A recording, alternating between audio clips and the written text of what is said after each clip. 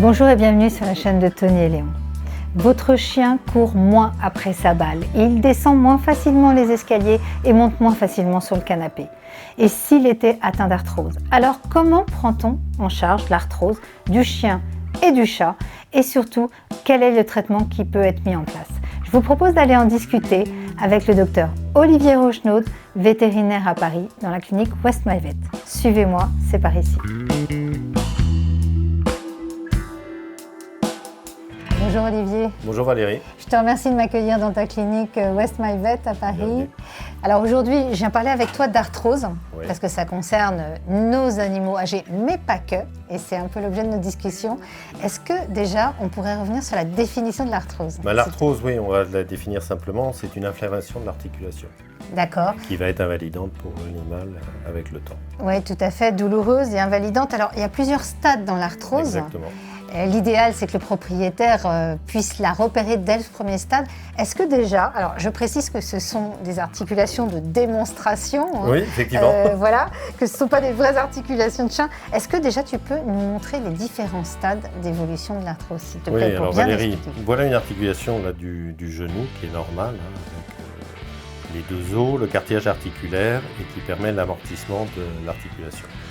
Quand l'inflammation se produit, comme on le voit là, le cartilage va commencer à souffrir par un phénomène d'inflammation et il va commencer à être moins amortissant.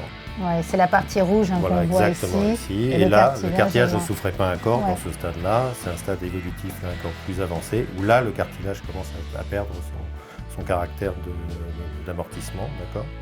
Et en stade terminal, effectivement, il souffre tellement que de l'arthrose et des exostoses se mettent sur l'articulation. Ouais. Et vont être là vraiment très très douloureuses pour l'animal, que ce soit un chien ou un chat. Oui, tout à fait. Alors c'est vrai que ce cartilage, hein, c'est comme chez l'homme d'ailleurs, c'est un coussin amortisseur hein, qui nous permet de marcher sans souffrir. Donc si on prend ce premier stade justement d'arthrose, quels sont les signes que le propriétaire va pouvoir voir? On va avoir un animal qui, après des efforts un peu conséquents, va commencer à boiter. Ça va être la première des choses, donc il faut bien regarder son chien, son chat.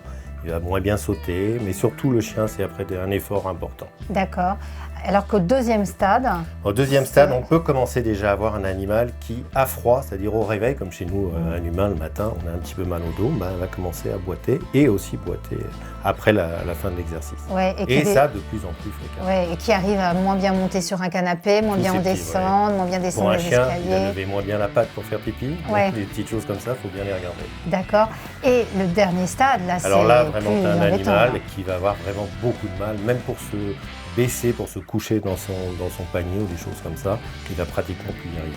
Ouais. Donc ça, c'est très très douloureux. Tout à fait. Alors, c'est important pourquoi on parle d'arthrose, c'est que l'arthrose, c'est un phénomène en fait qui est évolutif, qu'on ne peut pas stopper, mais que l'on peut freiner. Et surtout, c'est pour ça que c'est important de le voir dès les premiers signes. Olivier, l'arthrose, ça touche, on a surtout à l'esprit des chiens de grande race.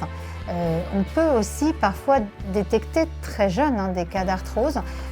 Oui, tout à fait Valérie. Donc les chiens effectivement de grande race qui sont lourds sont sujets effectivement à développer ça plus fréquemment que des petits chiens. Les chats aussi peuvent être atteints de ça. Les propriétaires ont un petit peu de mal à les voir, à le repérer, mais les chats aussi participent à cette évolution de l'arthrose. Oui. Chez le chat, qu'est-ce que tu dirais comme élément pour repérer? Déjà un chat qui a l'habitude de sauter sur le plan de travail très facilement, il n'arrive plus à le faire, il lui faut le siège pour arriver sur le plan de travail. Comme beaucoup de propriétaires, on leur indique de mettre leur nourriture pour le chat un peu en hauteur pour que le chien ne le mange pas quand il y a de multiples animaux. Mais on voit que le chat il a du mal à monter.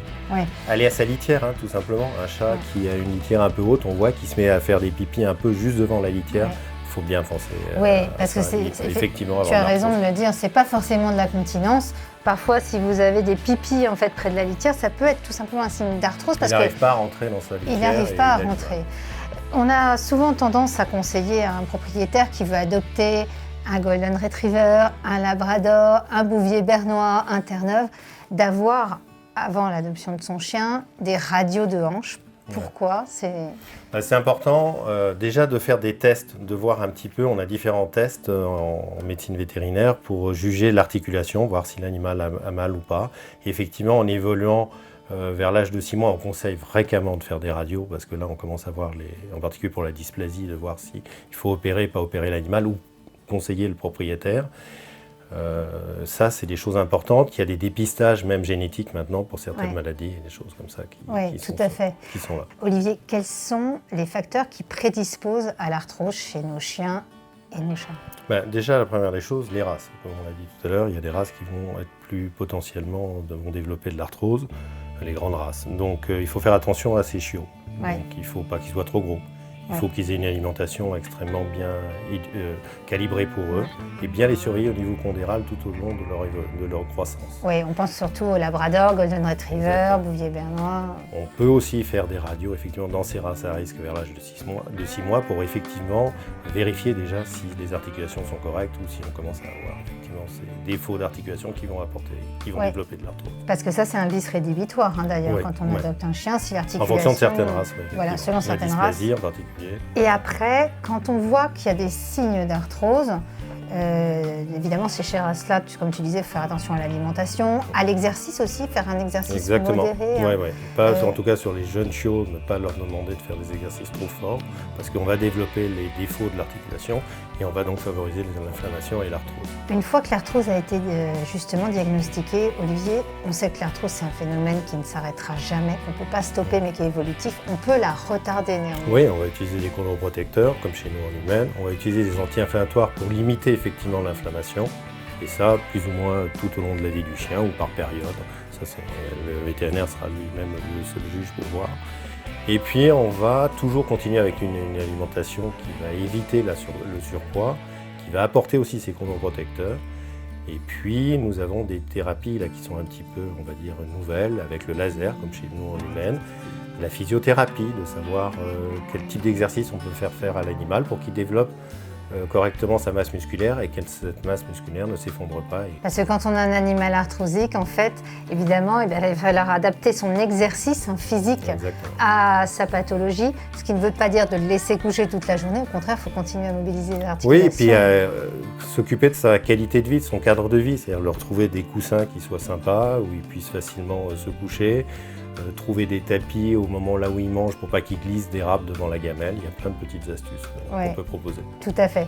Quand on arrive à un stade avancé d'arthrose, où là on est limite avec l'articulation d'un animal qui est bloquée, qui est très douloureuse pour lui également, et qu'on voit que là ça devient difficile même de le balader, on arrive donc à un stade où finalement la chirurgie devient nécessaire, mais on peut néanmoins opérer un animal atteint d'arthrose. En fonction des articulations, il y a des différentes méthodes de chirurgie qui sont proposées aux propriétaires de l'animal.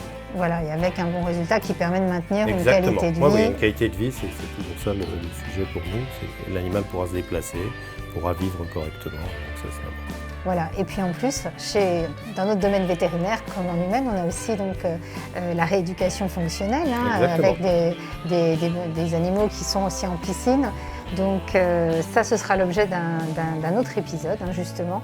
En tout cas, merci Olivier pour tous tes conseils précieux. J'espère que vous avez apprécié cet épisode, qui vous sera utile. Vous l'avez noté, c'est important de pouvoir détecter une arthrose le plus précocement possible pour votre animal, parce que c'est un phénomène évolutif. Donc la prise en charge par le vétérinaire est essentielle.